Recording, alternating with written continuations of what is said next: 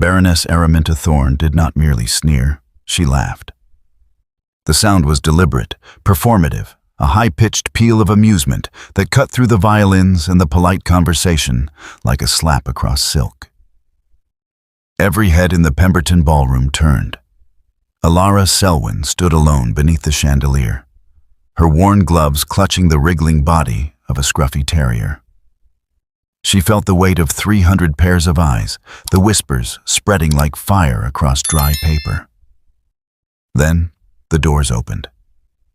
Edward Northwood, Duke of Roxbury, entered the ballroom. His steel-gray eyes swept past the glittering baroness, past the smirking debutantes, and landed on the small dog trembling in Elara's arms. "That animal," he said, his voice slicing through the music like a knife through gauze, "bears the marker of the Selwyn Guardian. By the Covenant of 1728, the dog and its keeper fall under the immediate protection of the Roxbury line." His gaze finally met Elara's. "Miss Selwyn is now under my personal jurisdiction." The orchestra stuttered to silence. But what does this ancient claim truly mean? Is Elara being saved from humiliation, or simply moved from one prison to a more elegant one? And why would the formidable Duke of Roxbury, a man who has spent 5 years hunting a legendary artifact, care so desperately about one unremarkable little dog? My sweet family, if you're enjoying this tale of hidden legacies and unexpected protection, subscribe so that I can bring you more stories of second chances. Let me know in the comments, Team Duke or Team Fennel, and tell me where you are watching from. The candles in the Pemberton ballroom had been lit to excess. Elara Selwyn stood at the edge of the parquet floor, positioned, she was certain deliberately, as far from the refreshment tables and the dancing as physically possible while still remaining technically in the ballroom.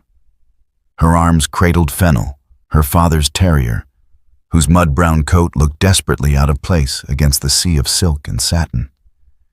She had begged to leave him in the carriage. The Baroness had refused. "You'll bring the creature," Araminta had said that evening, her smile sharp as cut crystal. "He's all you have left of dear Papa, isn't he? Surely you wouldn't abandon him in a cold carriage. What would people think?" What people thought, Elara now understood with sickening clarity, was exactly what the Baroness had intended them to think. Across the ballroom, Baroness Araminta Thorne held court near the orchestra dais, draped across a crimson settee like an empress surveying her domain. Her gown was Parisian, a deep emerald that made her look regal and dangerous. Her jewelry caught the candlelight, emeralds at her throat, gold combs woven through her elaborately dressed hair. Her stepdaughter, Cordelia, sat beside her in matching green, everything about them coordinated, polished, expensive. A calculated display of wealth, of legitimacy, of everything Elara was not. Elara looked down at her own gown, her mother's gown, really, altered twice. The ivory silk now gone ivory gray with age. The embroidery along the hem had been exquisite once. Now it looked tired, a relic from another era. The style was impossibly outdated. Too much ruching at the bodice, sleeves that puffed where they should be slim. And clutched against that faded gown, a scruffy terrier with burrs in his coat and one ear that refused to stand up properly.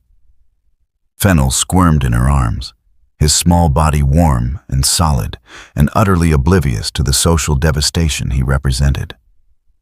Elara pressed her face briefly against his wiry fur, breathing in the familiar scent of him, earth and hay and home, the last remnants of her father's estate before Araminta had sold it piece by piece.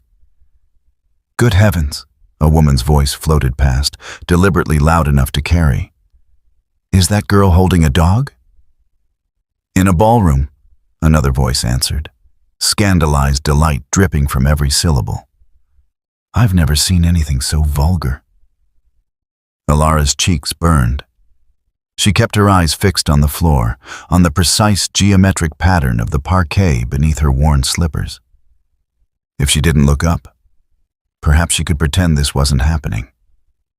Perhaps she could survive the next hour and escape to the carriage and never, ever appear in society again. Poor creature, a man murmured somewhere to her left. Elara wasn't certain if he meant her or Fennel. The Baroness's laugh cut through it all like breaking glass. Araminta had risen from her settee, one gloved hand pressed delicately to her bosom in a performance of maternal mortification. "I do apologize," she announced to the room at large, her voice pitched to carry to every corner. "My late husband's daughter is terribly devoted to that animal. I couldn't bear to separate them, even for an evening. One must make allowances for grief, mustn't one? Even when it manifests so eccentrically." The message was clear. Elara was mad with mourning, unbalanced, to be pitied and avoided in equal measure. Elara felt her world collapse into this single, humiliating moment. Her throat tightened, her vision blurred at the edges. Fennel whimpered softly, sensing her distress, and she held him tighter. Then the doors at the far end of the ballroom opened. The change in the room was immediate, electric. Conversation died. The orchestra trailed into uncertain silence. Even the Baroness turned, her practiced expression of concern faltering. Edward Northwood, Duke of Roxbury, stepped into the ballroom. He was not a man who entered rooms so much as claimed them. Tall, broad-shouldered, dressed in severe black that made every other gentleman look foppish by comparison. His hair was dark, touched with premature silver at the temples. His face was all hard angles and aristocratic severity, the kind of face that appeared on ancient coins and family crests. But it was his eyes that made Elara's breath catch. Winter gray, sharp as flint, they swept across the ballroom with the precision of a man cataloging assets. They passed over the Baroness, over Cordelia, over Lord Pemberton and his glittering guests, and landed, with absolute focus, on the small terrier in Elara's arms. The Duke moved through the crowd like a ship cutting through water. People parted instinctively, pressing back against the walls. His boots struck the parquet with measured, inevitable rhythm. He stopped 3 paces from Elara. Up close, he was even more formidable. His eyes held hers for one brief, assessing moment, then dropped to Fennel. The terrier, for his part, cocked his lopsided ear and regarded the Duke with the cheerful incomprehension of a creature who had never met a person he didn't immediately trust. "May I?" the Duke asked. His voice was low, edged with something Elara couldn't identify. Not quite urgency. Something harder. Hunger, perhaps. Elara's hands tightened protectively around Fennel, but the Duke was already reaching forward. His movements were careful, surprisingly gentle for such large hands. He lifted Fennel's right ear, angling the dog's head toward the candlelight. Elara saw it then, what she had never noticed in 5 years of caring for her father's dog. A small mark beneath the ear, almost hidden in the wiry fur. It looked like a brand, ancient and deliberate, in the shape of a coiled serpent. The Duke's expression shifted. Something fierce and triumphant blazed across his features before he locked it away behind cold control. He released Fennel and straightened, turning to address the room at large. When he spoke, his voice carried the absolute authority of a man who had never been questioned. "That animal bears the marker of the Selwyn Guardian. By the Covenant of 1728, the dog and its keeper fall under the immediate protection of the Roxbury line." The ballroom erupted in whispers. The Duke's gaze found Elara's once more. "Miss Selwyn is now under my personal jurisdiction. She and her companion will be removed to Roxbury Hall immediately. Your Grace, the Baroness stepped forward, her face a mask of confusion that didn't quite reach her eyes. Surely there's been some mistake. Elara is my ward, under my care. No longer. The Duke didn't even look at her. The covenant supersedes all personal guardianship. Miss Selwyn, if you would come with me. It wasn't a request. The Duke's carriage was black lacquer and silver trim, pulled by 4 matched greys that looked as though they'd been carved from marble. Inside, the seats were upholstered in charcoal velvet so fine it felt like water beneath Elara's trembling hands. A single lamp swung gently from a brass hook, casting shifting shadows across the Duke's angular face. He sat across from her in perfect silence, his long legs taking up most of the available space, his attention fixed on some point beyond the window. Fennel had settled into Elara's lap with the easy contentment of a creature who believed all adventures ended well. Elara wished she shared his optimism. Your Grace, she began, her voice smaller than she'd intended. I don't understand. You will. He didn't look at her. Tomorrow. For now, rest. It was not a suggestion. The rest of the journey passed in suffocating quiet. Elara watched the London streets give way to countryside, the lights growing sparse and distant until there was nothing beyond the windows but darkness and the occasional silhouette of trees against the night sky. She had no idea where they were going. She had no idea if anyone knew where she'd gone. She had simply been claimed, like a piece of lost property, and removed. When the carriage finally stopped, Elara had dozed off against the velvet squabs, exhausted by fear and confusion. She woke to the Duke's voice, still cold, still distant. We've arrived. Roxbury Hall rose against the pre-dawn sky like something out of a Gothic novel. It was massive, all gray stone and severe lines, with towers that scraped the clouds and windows that reflected nothing but darkness. No warm light spilled from those windows. No smoke rose cheerfully from the chimneys. The house looked like a fortress, designed to keep the world out rather than welcome anyone in, or perhaps, Elara thought with a chill, designed to keep someone in. A servant appeared, an elderly man in impeccable livery who somehow managed to look both deferential and deeply disapproving. Your Grace. Henderson. Show Miss Selwyn to the Rose Suite. See that she has everything she requires. The Duke's boots struck the gravel drive with sharp, dismissive clicks. He was already walking away toward the house, his attention already elsewhere. Your Grace, Elara called after him, clutching Fennel against her chest. Please, I need to understand what's happening. Why did you... He stopped, turned. In the gray light of approaching dawn, his face looked carved from the same stone as his house. You are here because that dog is essential to a matter of critical importance to my family.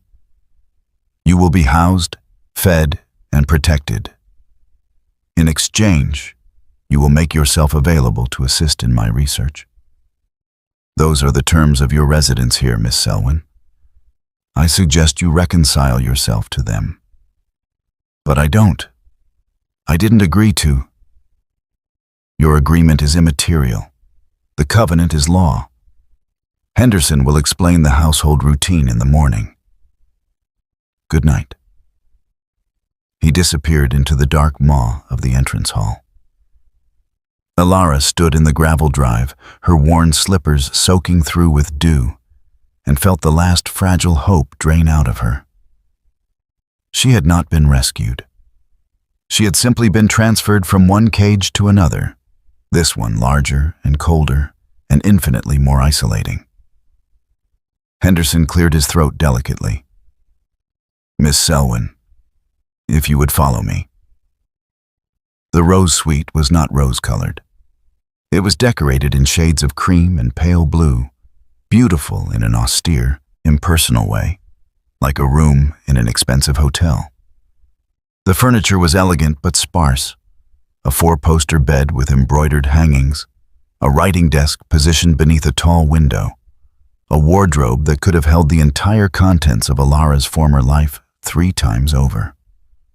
A fire had been laid in the grate, and someone had left a tray on the bedside table. Tea in a silver pot, bread and cold chicken, a small bowl of water clearly intended for Fennel. Thoughtful, efficient, utterly devoid of warmth. Elara set Fennel down. He immediately began exploring, his nails clicking against the polished floor, utterly delighted with this new adventure. She envied him his simple joy. She did not sleep. She sat in the window seat as the sun rose, watching the grounds of Roxbury Hall emerge from darkness. Vast, manicured lawns, geometric gardens.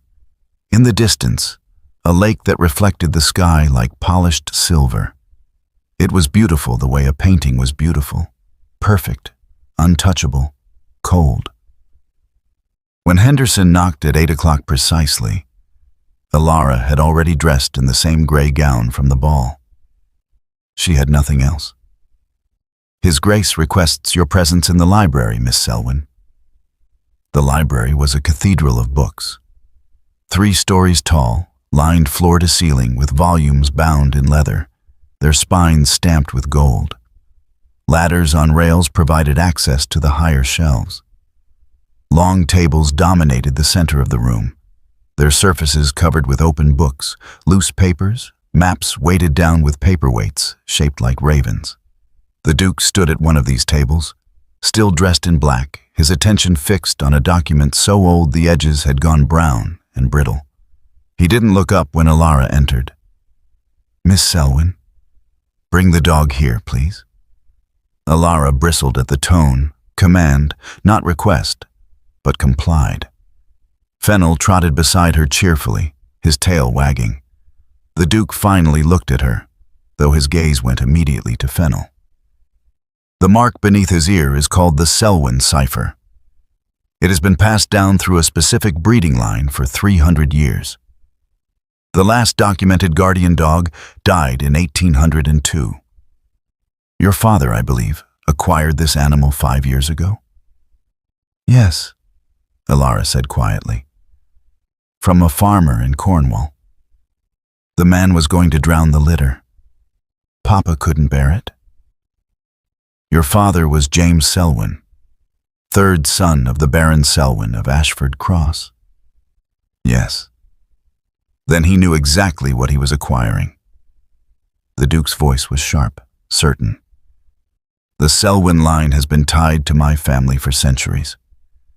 They were guardians of a document, the Roxbury cipher, which was stolen in 1728.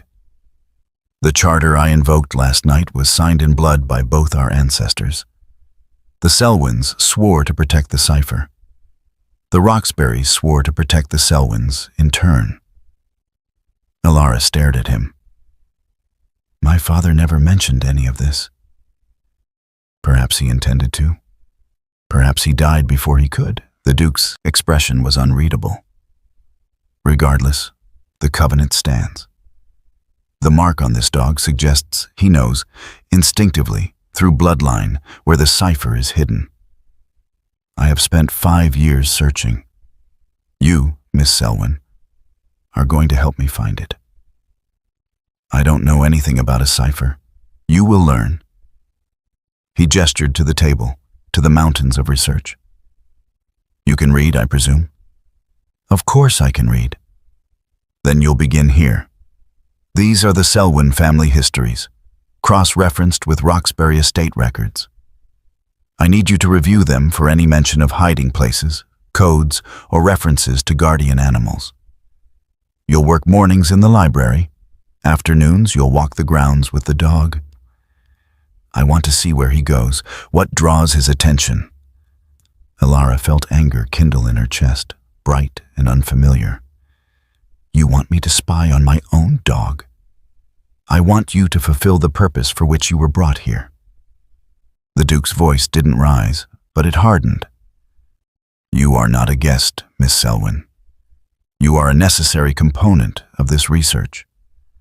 I suggest you reconcile yourself to that reality. And if I refuse? He looked at her then, really looked at her, and she saw something flicker in those winter gray eyes. Not cruelty exactly, something colder, certainty. You won't, he said simply. You have nowhere else to go. The Baroness made that abundantly clear. Here, you have shelter, safety, purpose. I am offering you more than you had yesterday. It was true, horribly, undeniably true. Now, the Duke continued, turning back to his documents. Begin with the volume on the left. Take notes. Report anything relevant directly to me. Elara stood frozen. Fennel pressed against her ankles and understood with crystalline clarity what she had become. A prisoner of privilege, trapped in luxury, still utterly powerless, still under the absolute control of someone who saw her not as a person, but as a means to an end. The cage had changed. The bars were still there, gilded and beautiful and completely unyielding. The volume the Duke indicated was bound in cracked leather, the color of dried blood. When Elara lifted the cover, the spine creaked in protest, and the smell of old parchment and mildew rose like a ghost. Carefully, the Duke said, not looking up from his own work. That manuscript is dated 1697. Elara's hands trembled slightly as she turned the first brittle page. The text was handwritten in elaborate script, the ink faded to brown. Margin notes crowded the edges in what appeared to be 3 different hands, spanning generations. At the top of the page, an illustration had been rendered in painstaking detail.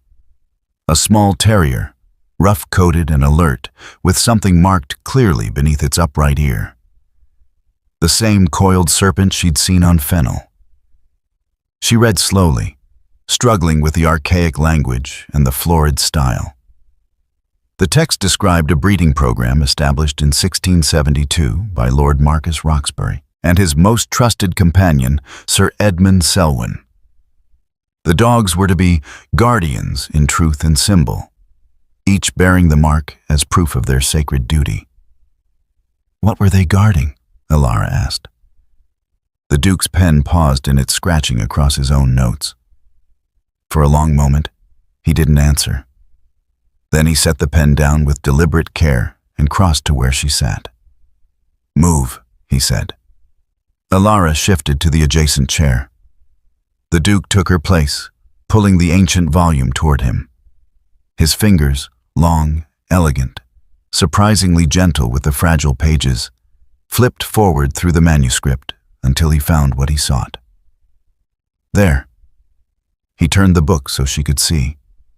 The page showed a document rendered in miniature, precise enough that Elara could make out individual words. At the top, in letters illuminated with gold leaf that had somehow survived 3 centuries, the Roxbury cipher. In 1672, the Duke began, his voice taking on the cadence of a story told many times, rehearsed until every word carried weight. My ancestor, Lord Marcus Roxbury, was accused of treason. The specifics hardly matter now. A Catholic plot, a forged letter, political maneuvering during a dangerous time. He was arrested, his land seized, his name destroyed. The Duke's jaw tightened almost imperceptibly. Marcus's younger brother, Thomas, who inherited the title and estates after Marcus was executed, spent his entire life trying to prove his brother's innocence. He claimed Marcus had prepared a document, a cipher, that contained proof of his loyalty, names of the true conspirators, correspondence from the king himself. But Thomas could never find it. Neither could his son, or his grandson, or any Roxbury since. Until the document became a legend, Elara said quietly. Until it became a shame. The Duke's voice was flat, emotionless, but Elara heard the tension beneath it like a wire pulled taut.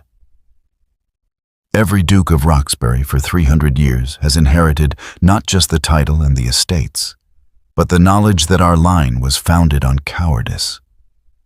Thomas accepted the title and the fortune built on his brother's execution.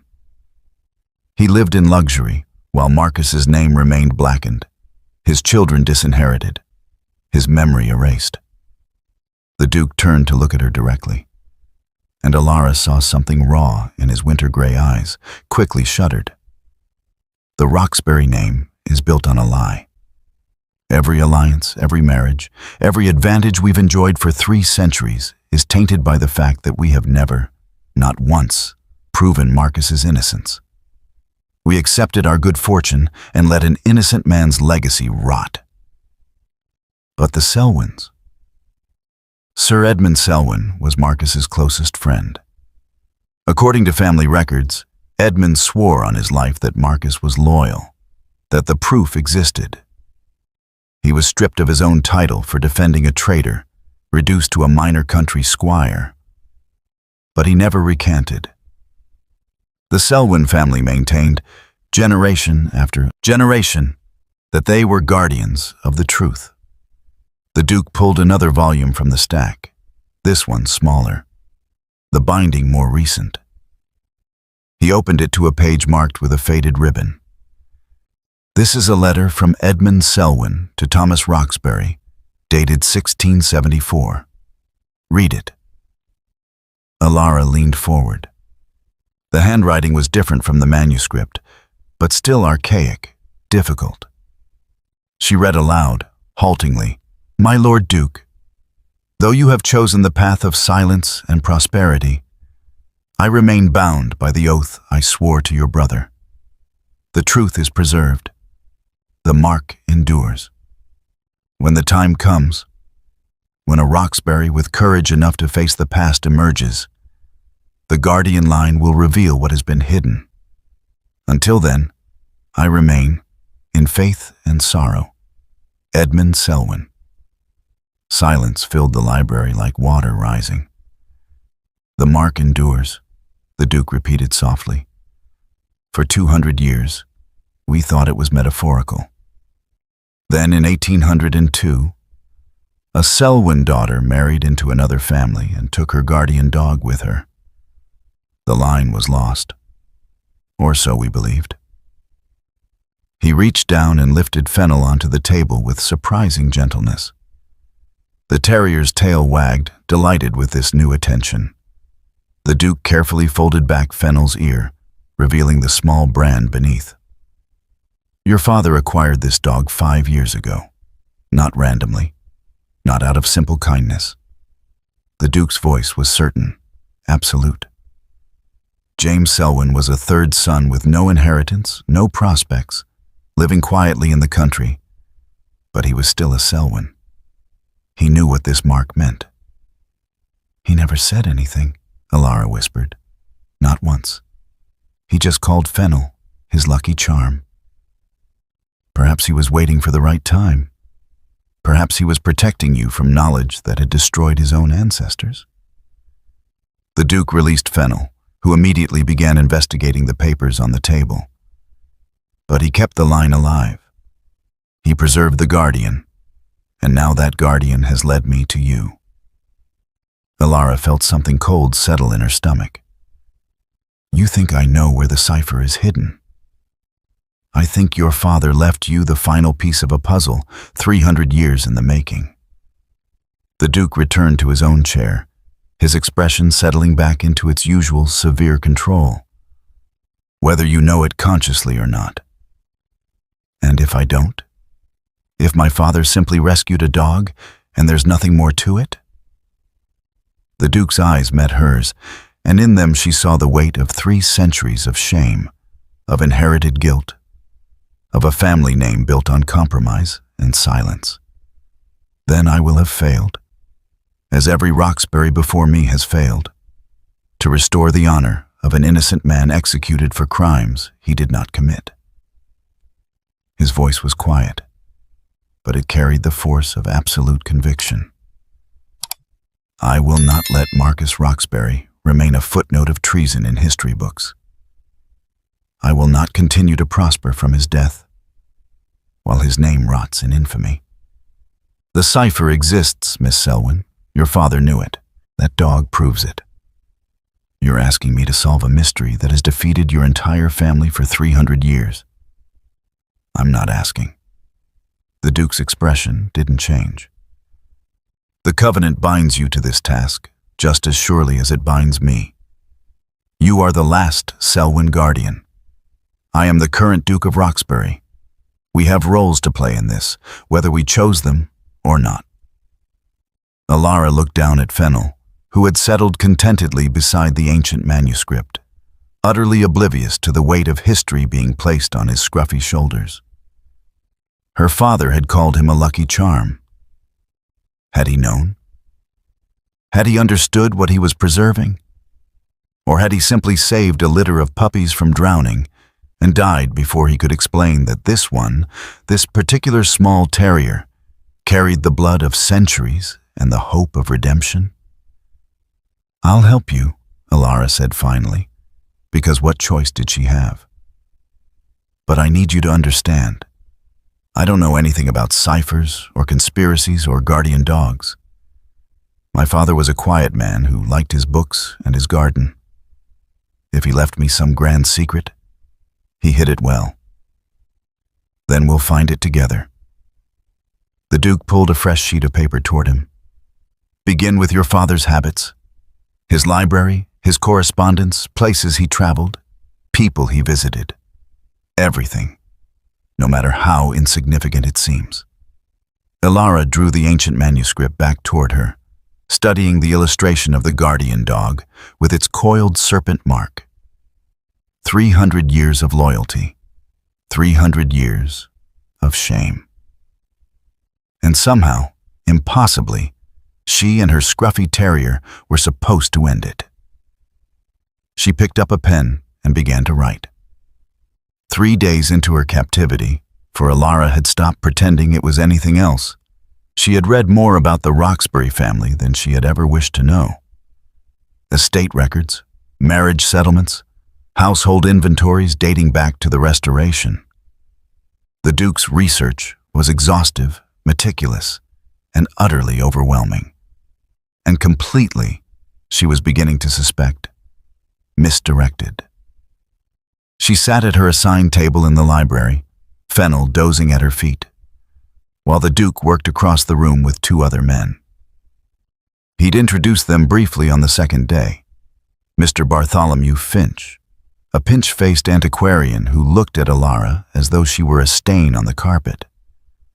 And Dr. William Ashford, a historian from Cambridge, whose spectacles were held together with wire and optimism. They were currently debating, with increasing frustration, a reference in a 1689 letter from Thomas Roxbury to his solicitor. The matter rests in the keeping of the faithful, as Edmund assured me before his passing, Dr. Ashford read for the 3rd time.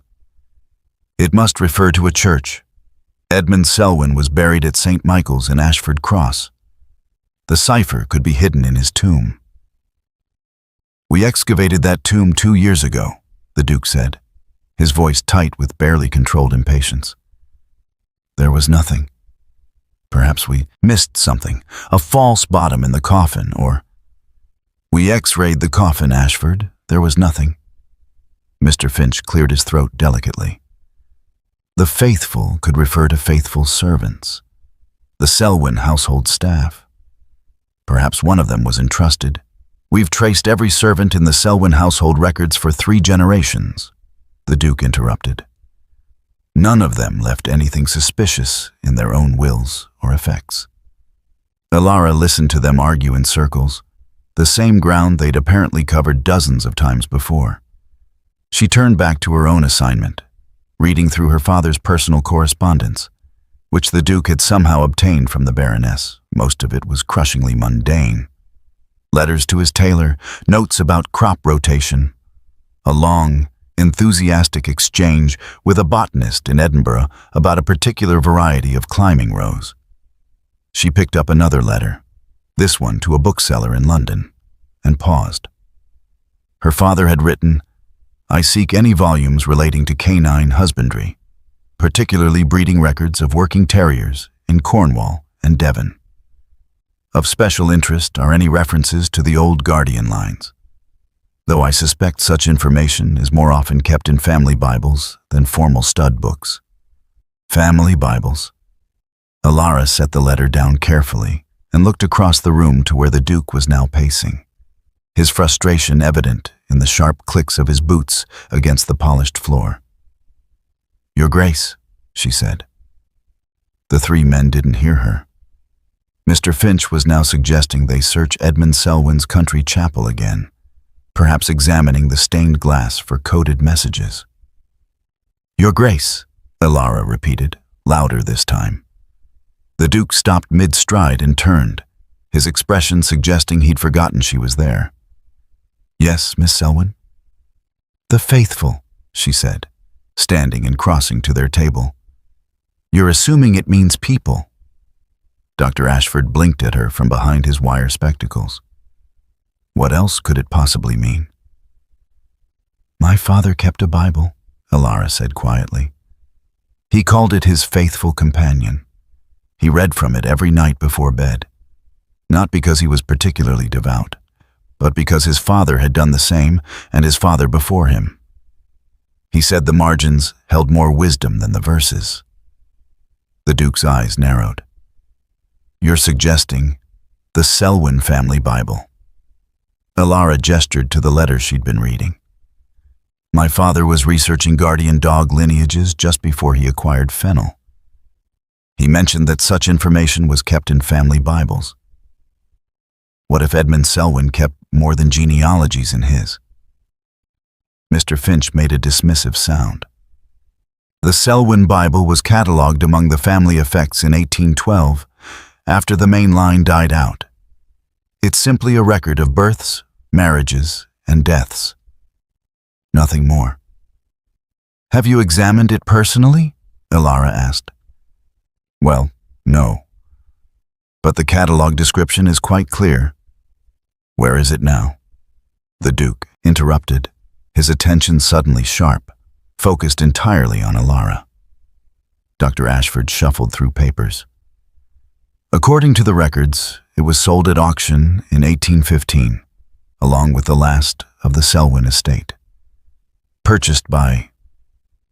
He ran his finger down the page. "A Mr. Thomas Hartwell of Somerset."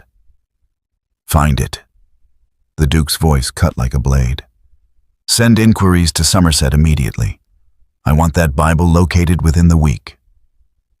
"Your Grace," Mr. Finch said, his tone patronizing. "I hardly think a spurious suggestion from a young woman with no academic training should derail months of serious research." The Duke turned to him, and Elara saw something cold flash in those winter-gray eyes. "That spurious suggestion, Finch, is the first new avenue of inquiry we've had in 18 months. You and Ashford will travel to Somerset tomorrow. You will find the Hartwell family, and you will acquire that Bible by whatever means necessary. Am I clear?" Mr. Finch's face flushed red, but he nodded stiffly. The Duke turned back to Elara. For a long moment, he simply studied her, his expression unreadable. Then, "Your father's Bible, the one he read from. Do you still have it?" "The Baroness sold most of his effects," Elara said quietly. "But his Bible was in my room at her house. She considered it worthless, old, damaged, the binding falling apart. I brought it with me when we left for the ball. It's in my trunk." The Duke moved past her without another word, striding toward the library door. "Henderson!" The elderly butler appeared within seconds, as though he'd been waiting in the corridor. "Miss Selwyn's trunk. Bring it to the library immediately." "At once, Your Grace." The next 10 minutes passed in tense silence. Mr. Finch and Dr. Ashford exchanged glances, but said nothing. Elara stood awkwardly beside the table, uncertain whether she'd done something brilliant or monumentally foolish. When Henderson returned, carrying her small, battered trunk as though it contained precious jewels, the Duke took it from him personally. He set it on the table and looked at Elara. "May I?" It was the first time he'd asked her permission for anything. Elara nodded, unable to speak past the sudden tightness in her throat. The Duke opened the trunk. Her meager possessions looked even more pathetic here in this grand library. 2 faded dresses, a pair of worn slippers, her mother's hairbrush with half the bristles missing. And beneath them, wrapped in a cloth, her father's Bible. The Duke lifted it with careful hands. The binding was indeed falling apart, the leather cracked and dried, the pages loose in their stitching. He carried it to the table and set it down beneath the lamp. When he opened it, loose papers fluttered out. Old letters, pressed flowers, a ribbon that might have been a christening favor.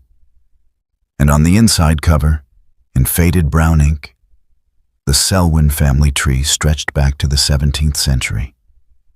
The Duke's finger traced down the names. Edmund Selwyn, his son Richard. The line continuing through younger sons and daughters, diminishing with each generation, until it reached James Selwyn. And below James's name, in her father's careful handwriting, Elara Selwyn, born 1801.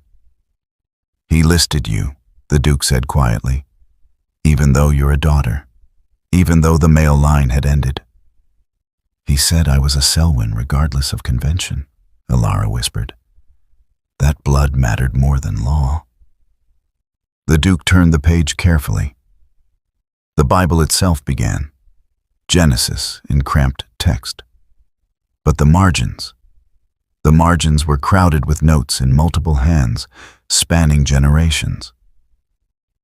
"Here," Dr. Ashford breathed, leaning over the Duke's shoulder.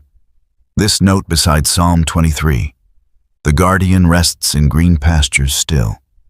E.S. 1674. Edmund Selwyn," the Duke said.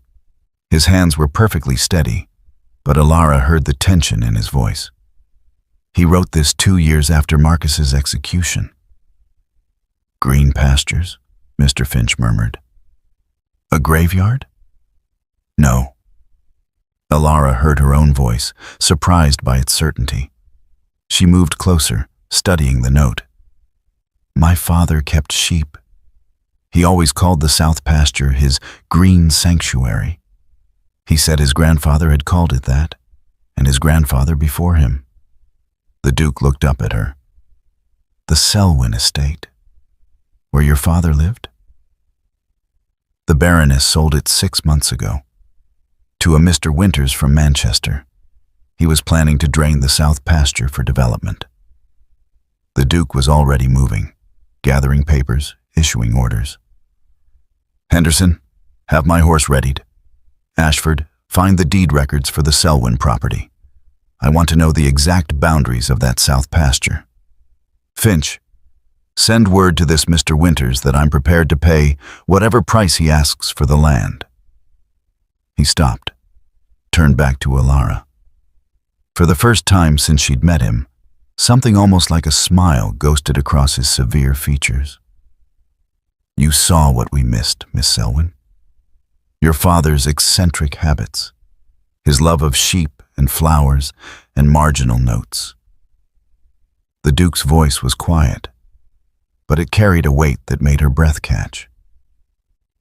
"You may have just ended 300 years of searching." The following afternoon, while the Duke's men traveled to Somerset and made arrangements regarding her father's former estate, Elara found herself trapped in the Rose Suite with an increasingly restless terrier. Fennel had been patient for 3 days, content to doze under library tables and explore the limited confines of her rooms. But patience, Elara was discovering, was not an infinite resource for a young dog accustomed to country freedom. He paced the elegant carpet, whined at the window, and finally brought her his lead, a frayed leather thing she'd tucked into her trunk, and dropped it meaningfully at her feet. "I know," Elara murmured, reaching down to scratch his ears. "But I'm not certain I'm allowed to simply wander the grounds." Fennel whined again. More insistently, she was saved from deciding by a knock at her door. Henderson stood in the corridor, his expression as carefully neutral as ever.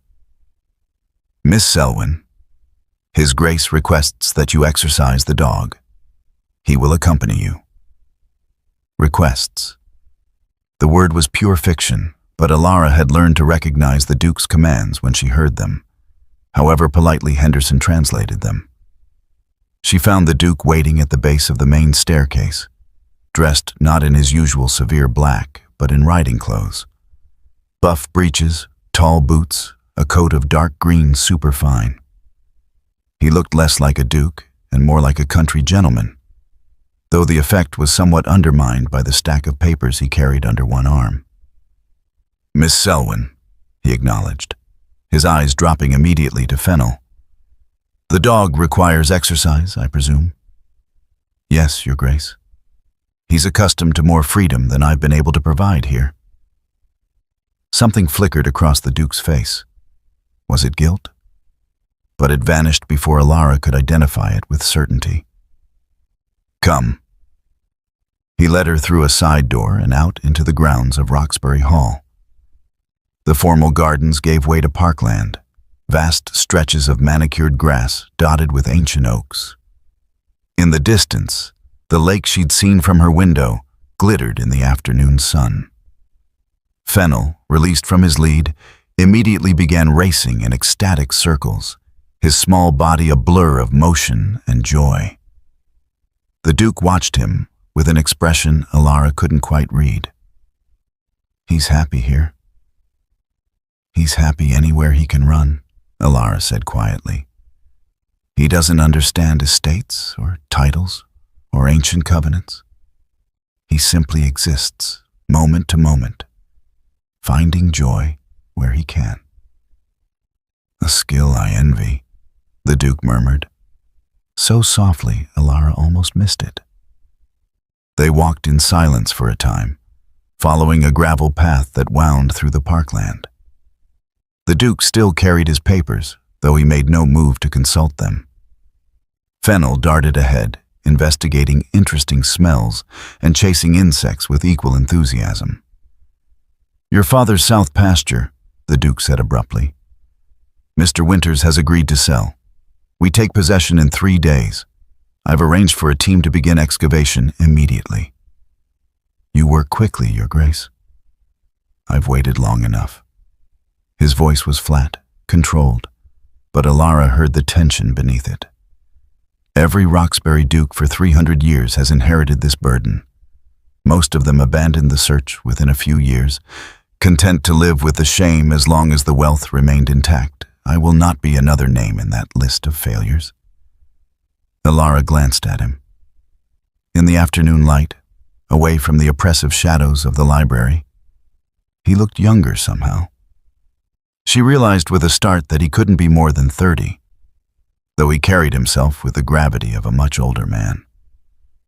"Why?" she asked. "Forgive me, Your Grace, but you have everything already. Title, wealth, influence. Why does a 300-year-old shame matter so much?" The Duke stopped walking. For a long moment, he stared across the parkland toward the lake, his profile carved in sharp relief against the sky. When he spoke, his voice was carefully measured, as though each word had been weighed and found barely acceptable. "When I was 8 years old, my father took me to London for the opening of Parliament. We attended a reception at Carlton House. I was excited. It was my first real introduction to society, my first opportunity to understand what it meant to be a Roxbury." He paused, his jaw tightening. A group of older boys, sons of other peers, cornered me in one of the corridors. They asked me if I knew what my family was. I said I was a duke's son. They laughed. One of them, Lord Ashford's grandson, ironically, told me that everyone knew the Roxburys were traitor-made dukes, that we'd built our fortune on the corpse of an innocent man, that my ancestor had watched his own brother hang rather than risk his inheritance. Elara's chest constricted. You were a child. I was a Roxbury. The shame is inherited along with the title. The Duke's voice remained level, emotionless, but his hands had clenched around the papers he carried. I went to my father that night and asked if it was true. He told me yes. He told me every duke before him had tried to find proof of Marcus's innocence and failed. He said the kindest thing to do was to accept it, to live well, and to stop chasing ghosts. But you didn't. I couldn't. For the first time, real emotion cracked through the Duke's controlled facade. I've spent my entire life being introduced as the Duke of Roxbury, watching people's faces when they place the name. The slight pause, the careful neutrality, the knowledge that behind every alliance, every friendship, every business arrangement, there's a whisper.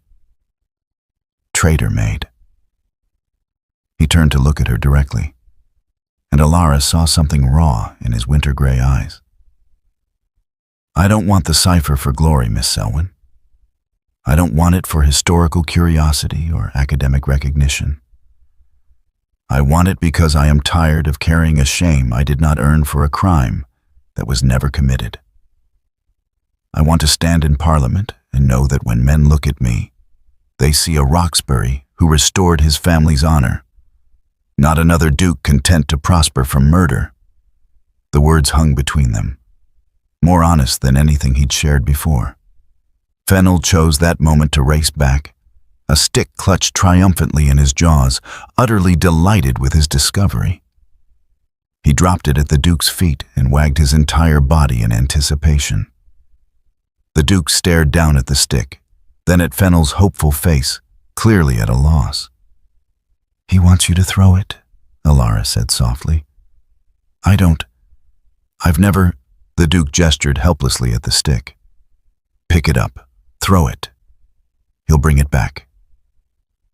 The Duke bent stiffly, as though performing an alien ritual, and picked up the stick with 2 fingers. He threw it, an awkward, overly formal toss that sent it perhaps 10 feet. Fennel exploded after it anyway, thrilled beyond measure. He doesn't care that you're a duke, Elara observed. He doesn't care about your family's history or your shame or your search for redemption. He simply wants you to throw a stick. The Duke watched Fennel return, the stick held high like a trophy. I don't know how to be that simple. I don't think you were ever allowed to be. Fennel dropped the stick again, his tail a blur of motion. The Duke picked it up again, and this time his throw was less formal, traveling farther. Something almost like satisfaction crossed his face when Fennel raced after it. My father told me that duty was everything, the Duke said quietly. That personal happiness was a luxury for men without titles. That every decision I made should be weighed against the good of the Roxbury name. He sounds like he was lonely. He was dutiful. The Duke's voice was firm, but Elara heard the question beneath it. The uncertainty. Fennel returned for a 3rd time, and this time the Duke threw the stick without prompting, his movement more natural. They stood together in the afternoon sun, watching the small terrier race across the perfect grass. And for the first time since Elara had arrived at Roxbury Hall, the Duke looked like something other than a man obsessed. He looked tired, and young, and terribly, desperately alone. Your Grace, Elara said carefully, what will you do if we find the cipher and it doesn't contain what you hope? The Duke's hand stilled halfway to retrieving the stick Fennel had just dropped. What do you mean? What if Marcus Roxbury was guilty? What if the cipher proves his treason rather than his innocence? The silence that followed was profound. The Duke straightened slowly, his expression closing off, the brief moment of vulnerability vanishing behind his usual severe control. "Then I will have my answer," he said finally, "and the search will end. Either way, I will know the truth." But Elara saw the fear in his eyes, carefully hidden but undeniably there. He wasn't afraid of failure. He was afraid of success, of finally finding the document that had consumed his entire life and discovering it destroyed rather than restored his family's honor. He was afraid that his father had been right, that chasing ghosts was futile and duty demanded accepting shame with grace. Fennel whined softly, nudging the stick toward the Duke's boot. The Duke picked it up and threw it one more time, his movements mechanical now, his attention already retreating back into the fortress of obsession and control. But Elara had seen the crack in the facade, and she understood with sudden clarity that the treasure the Duke truly needed was not a piece of 300-year-old parchment. It was permission to be something other than the sum of his inherited duty. The Baroness arrived on the 5th morning of Elara's residence at Roxbury Hall, her carriage a gleaming monstrosity of burgundy lacquer and gold trim that looked entirely out of place against the austere gray stone of the Duke's estate. Elara was in the library when Henderson appeared, his usual composure slightly ruffled. "Miss Selwyn, I thought you should be informed. Baroness Thorne has arrived and is demanding an audience with His Grace. She is quite insistent." Elara's hands went cold.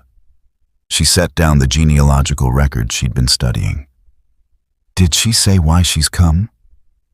"She claims parental concern for your welfare, miss, and—" Henderson hesitated, which was so uncharacteristic that Elara's stomach dropped.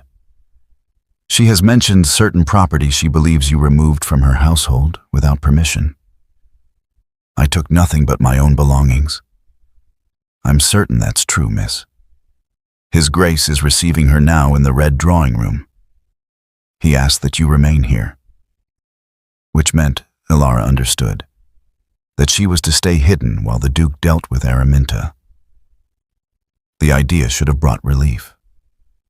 Instead, it kindled something sharp and hot in her chest, anger at being managed, at having decisions made about her without her input, even when those decisions were meant to protect her. She had traded the Baroness's cage for the Duke's. The bars were more comfortable, but they were still bars. "I'll remain here," she said quietly, though every instinct screamed to do otherwise. Henderson withdrew. Elara tried to return to her reading, but the words swam meaninglessly before her eyes. Fennel, sensing her distress, pressed against her ankles and whined softly. She lasted perhaps 10 minutes before her resolve crumbled. She was not a child to be sequestered away while adults discussed her fate. She was a Selwyn, the last Selwyn guardian, according to the Duke's own research. If Araminta had come to Roxbury Hall, Elara had a right to know why. She left Fennel in the library and made her way through the corridors, following the sound of raised voices. The red drawing room was in the east wing. A formal receiving room, the Duke apparently reserved for visitors he wished to intimidate. Elara had been shown it once during Henderson's initial tour, all crimson silk and dark portraits of disapproving ancestors. She stopped outside the closed door, her heart hammering. "Absolute right to see her, Your Grace. I am her legal guardian, appointed by her late father's will. Whatever fantasy you've concocted about ancient covenants and guardian dogs, the law is quite clear."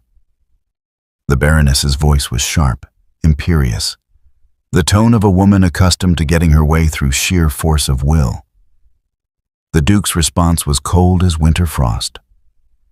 The Covenant of 1728 predates any will your husband may have written. It was ratified by Parliament and signed into law. Miss Selwyn's guardianship falls to the Roxbury line when a guardian animal is identified. I've had my solicitors confirm every detail. Solicitors can be persuaded to interpret documents creatively, Your Grace, especially when the client is a duke with unlimited resources. A pause. Then Araminta's voice turned silken, dangerous. But I'm not here to argue legal niceties. I'm here as a concerned stepmother, worried for a young woman who may have been misled about certain family matters. Explain. Elara pressed closer to the door, her breath shallow. James Selwyn was a charming man, but an impractical one, the Baroness said. He filled his daughter's head with ridiculous stories about ancient bloodlines and sacred duties. But he also left debts, Your Grace. Considerable debts.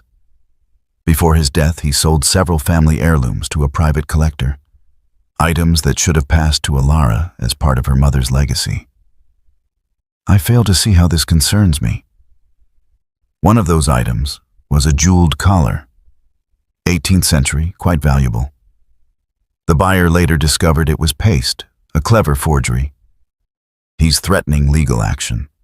I have reason to believe James hid the genuine article somewhere among Elara's possessions. Perhaps in that ratty trunk of hers, and she removed it when you so gallantly spirited her away from the Pemberton ball. The lie was breathtaking in its audacity.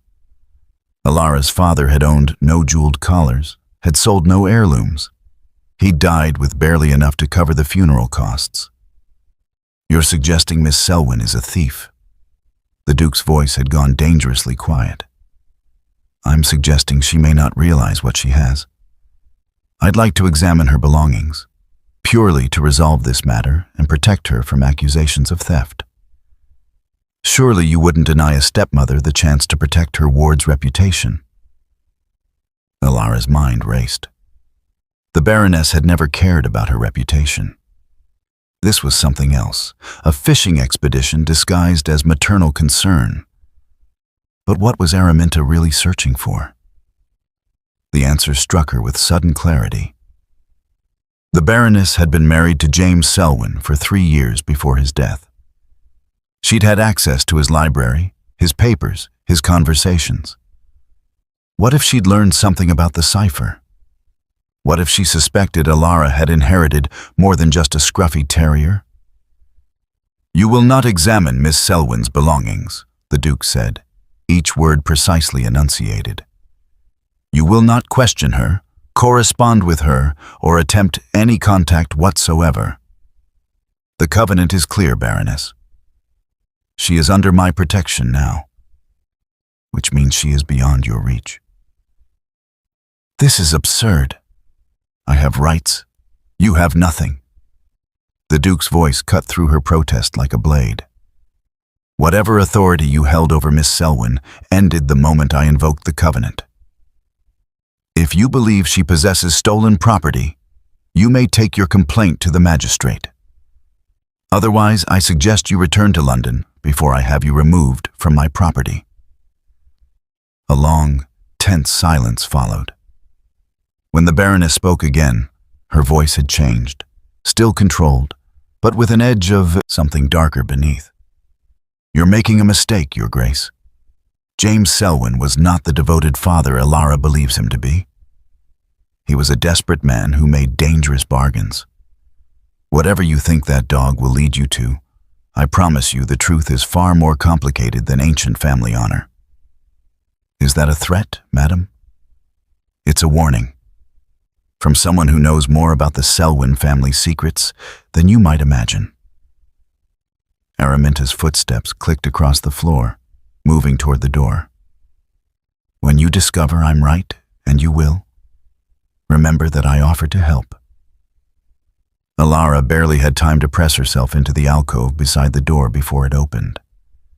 The Baroness swept out in a cloud of expensive perfume and barely controlled rage, her face a mask of aristocratic disdain. She didn't notice Elara in the shadows. simply continued down the corridor with Cordelia trailing silently behind her. Elara waited until she heard the front door close, until Henderson's footsteps faded away, before she stepped into the open doorway of the red drawing room. The Duke stood with his back to the door, one hand braced against the mantelpiece, his head bowed. For a moment, he looked utterly exhausted. "You heard?" It wasn't a question. "Yes." He turned to face her. "I told you to remain in the library." "I know." Elara lifted her chin. "But this concerns me, Your Grace. My father, my possessions, my reputation. I'm not a child to be hidden away while others decide my fate." Something flickered in the Duke's eyes. Surprise, perhaps, or the faintest hint of approval. "Your stepmother is a formidable opponent." "She's a liar." Elara's voice was steady despite the anger thrumming through her. "My father owned no jeweled collars. He sold nothing to collectors. She invented that story." "I know." The Duke moved away from the mantelpiece, his usual control reasserting itself. "The question is why? What does she believe you have?" "The same thing you're searching for." Elara met his gaze directly. "She knows about the cipher, or suspects at least. She had 3 years to observe my father, to ask questions, to piece together hints. What if she learned enough to understand its value?" The Duke's expression darkened. "Then she's more dangerous than I anticipated. If she believes the cipher exists and suspects you hold the key to finding it, she won't stop at a single visit."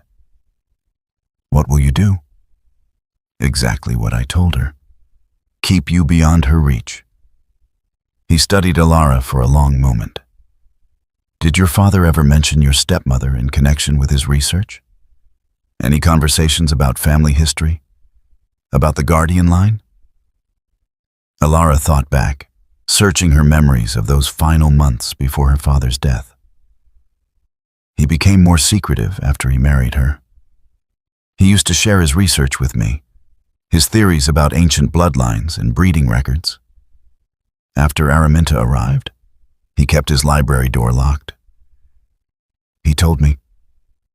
She paused, thus memory surfacing with painful clarity. "He told me that some secrets were too valuable to share, even with family, especially with family. He didn't trust her. No, and neither should we." Elara wrapped her arms around herself, suddenly cold despite the fire crackling in the hearth. "Your Grace, what if the Baroness tries to claim Fennel? If she believes the dog is essential to finding the cipher, she won't get near him." The Duke's voice was absolute, a promise carved in steel. "Or you. Whatever game your stepmother is playing, she'll play it alone. You have my word, Miss Selwyn. No one will touch you or that dog while you remain under my protection." The certainty in his voice should have comforted her. Instead, it reminded Elara of the central truth of her situation. She was protected, yes, but still possessed. A necessary piece in the Duke's grand quest, valuable only for what she might help him find. The Baroness couldn't reach her, but she also couldn't leave. The discovery came 3 days after the Baroness's visit, while Elara was searching through the remaining items from her trunk for the 4th time at the Duke's request. He'd become increasingly focused, almost feverish, in his preparations for the excavation of her father's south pasture. Every scrap of paper, every personal effect that had belonged to James Selwyn was being examined with microscopic attention. The Duke had even brought in a specialist from Oxford, a dour woman named Mrs. Pemberton, who claimed to be an expert in deciphering coded correspondence. Elara had turned out her trunk completely, spreading its meager contents across the table in her room. The 2 faded dresses, her mother's hairbrush, a small wooden box that contained her mother's wedding ring and a lock of her baby hair, her father's Bible, now in the Duke's possession, a handkerchief embroidered with her initials. A. She stopped. At the very bottom of the trunk, tucked into the corner where the lining had come loose, was something she'd never noticed before. With trembling fingers, Elara worked the object free. It was paper, folded small and wedged so tightly into the gap that it had become part of the trunk's structure. The edges were charred, blackened as though someone had tried to burn it and then thought better of it. Her father's handwriting covered what remained of the page. Elara carried it to the window, her heart hammering. The sunlight revealed how damaged the letter was. Whole sections burned away, the ink faded to brown. But enough remained to make her blood run cold. No choice in the matter. The debt must be honored, though it costs me everything I hold dear. I thought I could protect. The next section was destroyed by fire, hidden where even I cannot easily retrieve it. The compartment beneath the... more damage. Then, forgive me, but some bargains once made cannot be unmade. If they discover what I've done, the consequences will fall not just on me, but on... The rest was ash. Elara read it 3 times, each word settling into her chest like a stone. Her father's hand had been unsteady when he wrote this, the letters shaky in a way his writing never was. And the tone, desperate, frightened, guilty. The debt must be honored, hidden where even I cannot easily retrieve it. Some bargains, once made, cannot be unmade. She thought of the Duke's certainty that her father had been the last loyal Selwyn guardian, faithful to an ancient covenant. She thought of the 300 years of honor the Duke was trying to restore, built on the assumption that the Selwyn line had remained true. What if they'd been wrong? What if James Selwyn hadn't been protecting the cipher at all, but had given it up? Sold it, perhaps, to pay some terrible debt, or hidden it so poorly that anyone with determination could find it? Hidden it badly on purpose, as payment for whatever bargain he'd struck? Elara's hands shook as she folded the letter carefully and tucked it into her pocket. She should take it to the Duke immediately. This was exactly the kind of evidence he'd been searching for. A direct reference to hiding something, to a compartment, to secrets her father had kept. But the words, "the consequences will fall," not just on me, kept echoing in her mind. If her father had betrayed the covenant, if he'd compromised the cipher somehow, the Duke's 300-year quest could end not in vindication, but in disaster. And Elara, the last Selwyn guardian, would be revealed not as the solution, but as the daughter of the man who'd destroyed everything. She needed to understand what she'd found before she shared it. Needed to know what her father had done. The library was empty when she arrived, the Duke having ridden out to her father's former estate to oversee the beginning of the excavation. Dr. Ashford and Mr. Finch had accompanied him, leaving Elara alone with thousands of volumes and her growing dread. She went directly to the section containing the Selwyn family records, pulling down the volumes she'd studied before. This time, she read with different eyes, looking not for loyalty, but for cracks in the facade. She found the first hint in a letter dated 1798, from James Selwyn's father to a London solicitor. "I write to inquire about the legal ramifications of debts inherited through marriage. My son has recently wed, and I have discovered that his wife's family carries obligations I was not made aware of during negotiations." The wife referred to was Elara's mother, who had died when Elara was 6. She'd been the daughter of a minor baronet, well-bred but not wealthy. What debts could her family have carried? Elara kept searching. An hour later, she found a record of sale from 1802, the year after Elara's birth. James Selwyn had sold a significant portion of his library to a private collector in Bath. The sum was substantial, far more than the books themselves would have warranted. unless they contained something more valuable than the printed text. Hidden in plain sight, Elara thought. In books, in margins, like the note in the Bible. She pulled her father's Bible from the shelf where the Duke had left it, handling it with new suspicion. She'd assumed the marginal notes were simply family history, genealogical records, and personal reflections. But what if some of them were instructions? Coded messages about where to find what had been hidden. She turned to the psalm where Edmund Selwyn had written about green pastures. The Duke had interpreted it as a reference to the South Pasture, and they were excavating it now. But what if it wasn't the only clue? What if her father had added his own notes, his own deceptions? She found it on the last page, tucked into the margin beside Revelation. The handwriting was definitely her father's, but the ink was fresh, written perhaps months before his death. The serpent devours its own tail. What was taken can never be returned. The guardian failed. E.S. Forgive me. Elara's vision blurred.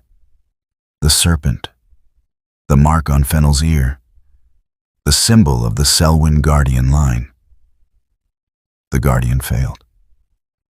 Her father hadn't been protecting the cipher. He'd lost it, or given it up, or destroyed it. And the Duke was about to excavate an empty pasture, chasing a treasure that no longer existed because James Selwyn had failed in his sacred duty. Miss Selwyn? She spun around, the Bible nearly slipping from her hands. Henderson stood in the doorway, his expression concerned. Are you quite well, miss? You look pale. I'm fine. The lie tasted like ash. Has His Grace returned? Not yet. The excavation is proving more extensive than anticipated. He sent word that he'll remain at the site until nightfall. Henderson paused. He also asked me to remind you that you're welcome to join him there, if you wish. He said you have as much right to witness the discovery as anyone. The discovery of nothing. The revelation that her father had been a failure. A betrayer, possibly a thief. Thank you, Henderson. I think I'll remain here. When the butler withdrew, Elara sank into the nearest chair, her father's Bible clutched against her chest. The half-burned letter in her pocket felt like a brand against her skin. She thought of the Duke's face when he spoke of his family's shame, of 300 years of searching, of his desperate need to restore honor to Marcus Roxbury's name. She thought of how he'd looked when he told her about being 8 years old and learning he came from traitor-made dukes. And she thought of how he would look when he discovered that the last Selwyn guardian had betrayed everything. And she, Elara, had known and said nothing. She should tell him. Now, immediately. Send word to the excavation site, confess what she'd found, let him decide how to proceed. But the words her father had written kept her frozen. The consequences will fall not just on me. On who then? On her? On the Duke? On whatever bargain her father had struck that required giving up the one thing the Selwyn line had sworn to protect? Fennel appeared from wherever he'd been napping and pressed his warm body against her ankles. The little terrier looked up at her with absolute trust, his lopsided ear flopping forward, the serpent mark hidden beneath it. The mark that meant nothing if the guardian line had failed. Elara closed her eyes and tried to decide whether protecting the Duke from disappointment was worth the betrayal of keeping secrets. Her father, it seemed, had faced the same choice. And his decision had led to burned letters and cryptic confessions and debts that could never be repaid. She prayed hers would not end the same way. The excavation of the South Pasture yielded nothing but rocks, clay, and the rotted remains of an old sheep shelter. The Duke returned to Roxbury Hall 3 days later, looking hollowed out, his face drawn with exhaustion and something darker, the first real shadow of doubt Elara had seen in him. He said nothing about the failure, simply locked himself in the library and began cross-referencing the marginal notes in her father's Bible against estate maps and architectural records, searching for some alternative interpretation of green pastures that didn't involve the now thoroughly excavated field. Elara carried the half-burned letter in her pocket like a stone. Its weight growing heavier each day, she didn't confess what she'd found. She told herself she was waiting for the right moment. But the truth was simpler and more cowardly. She was afraid of what the Duke would do when he learned her father had failed. Afraid of what he would think of her. The break came on the 7th day, not through ancient documents or scholarly research, but through Fennel's inexplicable obsession with the rose garden. Elara had taken him out for his afternoon walk, following the gravel paths through the formal gardens, while her mind churned with guilt and indecision. Fennel, usually content to explore wherever his nose led him, kept pulling insistently toward the rose garden, specifically toward the oldest section, where Victorian climbing roses sprawled across a crumbling stone wall. "Not there," Elara murmured, tugging gently on his lead. "Those roses have thorns like knives." Fennel whined and pulled harder, his small body straining against the leather. He'd never been this insistent before, never this single-minded about a destination. Elara let him lead. The old rose garden had clearly been magnificent once, but neglect had transformed it into something wild and overgrown. The roses climbed without restraint, their canes thick as a man's thumb, covered in thorns that caught at Elara's skirts as she pushed through. At the heart of the tangle, almost completely obscured by foliage, stood a stone plinth that might once have held a sundial or statue. Fennel went directly to it and began digging at the base with furious determination, his paws scrabbling at the earth and old leaves. "Fennel, stop. You'll hurt yourself." But the terrier was possessed by some instinct Elara didn't understand. He dug with increasing frenzy, whining and yipping, until Elara knelt beside him and began clearing away the debris with her own hands. Her fingers struck something solid beneath the leaves. Not stone, but wood. Old, rotted, but definitely carved. "Good boy," she whispered, her heart suddenly racing. "Good boy. What did you find?" She cleared away more earth, more decomposed leaves, until she could see it clearly. A small wooden box, no larger than a book, sealed with wax that had long since crumbled. The wood was carved with a pattern she recognized from the ancient manuscripts, intertwined serpents forming a border around a single letter, R. Roxbury. Elara sat back on her heels, her hands trembling. Fennel had found it. Not through documents or research or scholarly deduction, but through some inherited instinct, some knowledge passed down through his bloodline, just as the cipher had promised. The guardian line had not failed. Her father had not betrayed the covenant. He had simply hidden it where only a guardian dog could find it. She should go get the Duke immediately. This was his quest, his family's honor, his 300-year search finally concluded. But she was already reaching for the box, already brushing away the last of the earth, already working her fingers beneath the lid. "I wouldn't do that if I were you." Elara's blood went to ice. She turned to find a man standing at the edge of the rose garden, partially obscured by the climbing canes. He was perhaps 40, dressed in traveling clothes too fine for a casual visitor, with a face that might have been handsome if not for the cold calculation in his eyes. And he was holding a pistol pointed directly at her chest. "Step away from the box, Miss Selwyn. Carefully, if you please." Elara stood slowly, positioning herself between the stranger and Fennel. "Who are you?" "My name is Thomas Carver. I'm an associate of Baroness Thorne's." though she doesn't know I'm here, and I'd prefer to keep it that way. The Baroness has many talents, but discretion in business matters isn't among them. He moved closer, the pistol never wavering. She told me about the Selwyn girl and her valuable little dog. Told me the Duke of Roxbury was searching for something worth a fortune. Naturally, I became curious. The Baroness doesn't know what's in the box. Neither do I. But if a duke is willing to invoke ancient charters and sequester young ladies in his estate to find it, I'm willing to wager it's worth stealing. Carver's smile was sharp as a blade. Now step aside. No. The single word surprised even Elara.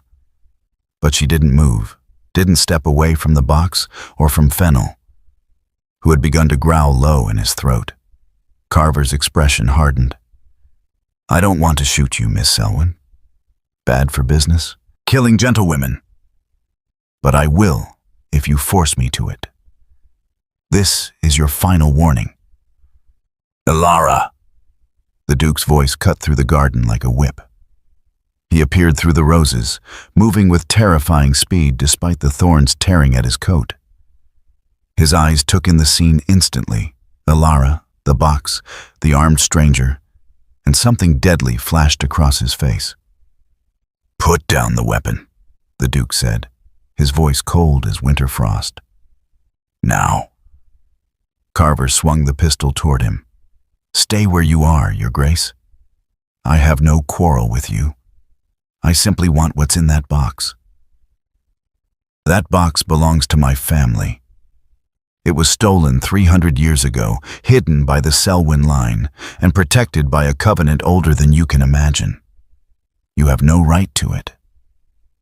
Right is a peculiar concept when backed by a pistol.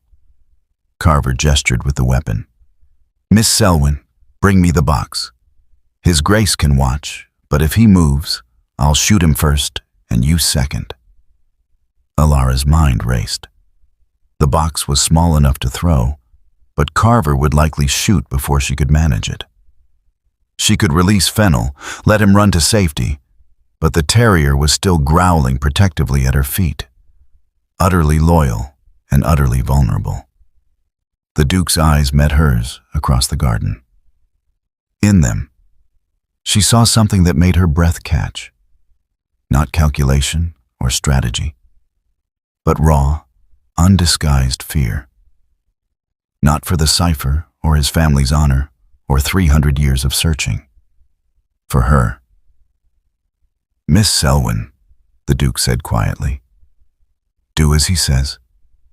Give him the box. Your Grace. The box isn't worth your life. Nothing is worth your life. His voice cracked on the last word, the careful control splintering. Please, Elara. Just give it to him. It was the first time he'd used her Christian name. Carver's smile widened. How touching. The cold Duke of Roxbury has developed a conscience. Miss Selwyn, the box. Now. Elara bent slowly, her fingers closing around the small wooden container. It was heavier than she'd expected, dense with whatever 3 centuries of secrets it contained. She straightened, holding it against her chest. Bring it here. She took 1 step forward, then stopped. Because Fennel, still growling, had moved between her and Carver. The small terrier's body was rigid, his hackles raised, every line of him screaming challenge despite being a fraction of the man's size. The guardian, protecting what he'd been bred for 300 years to protect. Call off your dog, Miss Selwyn. He won't hurt you. He's never bitten anyone in his life. Then he'll die learning. Carver aimed the pistol downward, toward Fennel's small body. Everything happened at once. Elara screamed and lunged forward, trying to scoop up Fennel. The Duke moved with shocking speed, crossing the distance between them in 3 strides. The pistol discharged with a crack that split the afternoon air. And someone, Elara couldn't see who, through the sudden tangle of bodies and thorns and roses, knocked the box from her hands, sending it flying into the overgrown garden. The pistol ball struck stone, sending chips of the old plinth scattering like shrapnel. Elara felt the Duke's arms close around her, his body becoming a shield between her and Carver's weapon as they tumbled together into the thorned roses. Pain lanced across her shoulders where the thorns caught. But the Duke took the worst of it, his back and arms shredding against the climbing canes as he twisted to protect her. Fennel yelped, scrambling free of the tangle, and disappeared into the undergrowth. "Fennel!" Elara struggled against the Duke's grip, but he held her fast. "Stay down," he commanded, his voice rough with something between fear and fury. Carver was already moving, crashing through the roses toward where the box had fallen. The Duke released Elara and lunged after him, his longer reach allowing him to catch Carver's coat. The two men grappled, stumbling through the thorned garden in a brutal dance. Elara pushed herself up, her hands bleeding from the thorns, her mind screaming one thought: Fennel. The terrier was small, easily lost in the overgrown garden, and if Carver still had the pistol, she heard barking, high-pitched and frantic, coming from deeper in the rose tangle. She followed the sound, pushing through canes that tore at her dress and skin, until she found him. Fennel stood over the wooden box, his small body planted protectively, still barking his challenge. The box had landed in a hollow at the base of the stone wall, partially hidden by fallen leaves. Behind her, she heard a crash and a grunt of pain. She turned to see the Duke and Carver locked together, fighting for control of the pistol. They slammed against the stone plinth, and the weapon discharged again, the shot going wild into the sky. The Duke's fist connected with Carver's jaw with a crack that made Elara flinch. The thief staggered backward, and the Duke wrenched the pistol from his grip, throwing it far into the roses. "Run!" the Duke shouted at Elara, not taking his eyes off Carver. "Take the dog and run back to the house." But Carver wasn't finished. He pulled a knife from his boot, the blade catching the afternoon sun, and launched himself at the Duke with desperate violence. Elara screamed. The Duke sidestepped, but not quickly enough. The knife sliced across his forearm, opening a line of crimson through the torn sleeve of his coat. He didn't make a sound, simply caught Carver's wrist and twisted with brutal efficiency.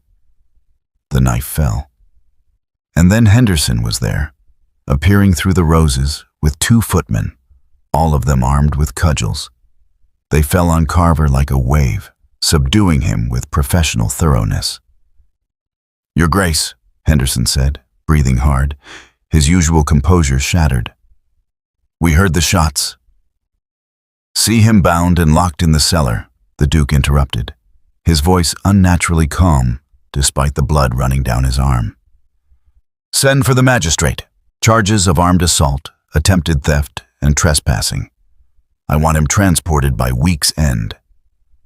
The footman hauled Carver away, still struggling, still cursing. Henderson lingered, his eyes on the Duke's bleeding arm. "Your Grace, you're injured. I'm fine. Leave us." Henderson hesitated, then bowed and withdrew. The silence that followed was broken only by Fennel's continued barking and Elara's ragged breathing. The Duke stood perfectly still, his injured arm held against his chest, his face pale beneath the blood and dirt. Then he turned and looked at Elara, and something in his expression crumbled. "Are you hurt?" His voice was hoarse, shaking. "Did he touch you? Did the thorns—" "I'm fine. Your Grace. Your arm. Damn my arm."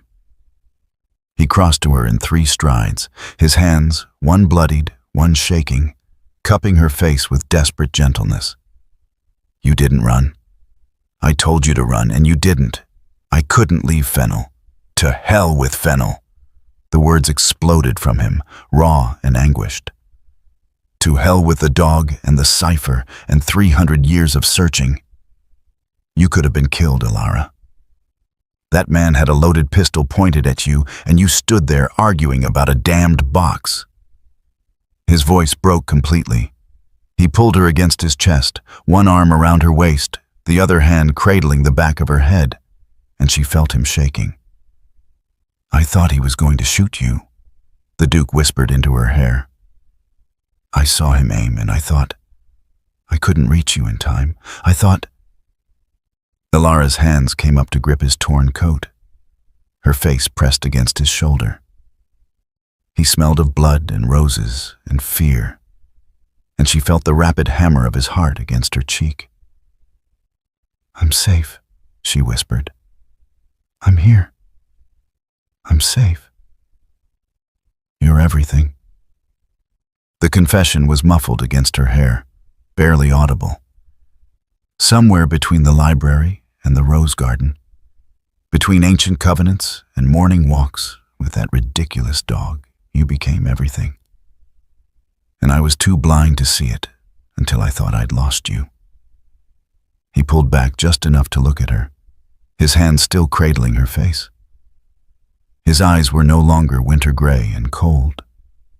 They were storm dark and blazing with something that stole Elara's breath. I don't care about the cipher, he said, each word deliberate, weighted with truth. I don't care if Marcus Roxbury was innocent or guilty. I don't care about 300 years of shame or my father's disappointment or what the peers in Parliament whisper behind my back. None of it matters. None of it has ever mattered as much as... He stopped, his jaw working as though the words were too large to speak. As much as what? Elara whispered. As much as you. His thumb brushed across her cheekbone with devastating gentleness. As much as keeping you safe. As much as seeing you smile when Fennel does something absurd. As much as watching you decipher clues my entire team of scholars missed. As much as the way you look at me like I'm not just a duke or a title or a 300-year burden, but simply Edward. Her breath caught. He'd never asked her to use his Christian name.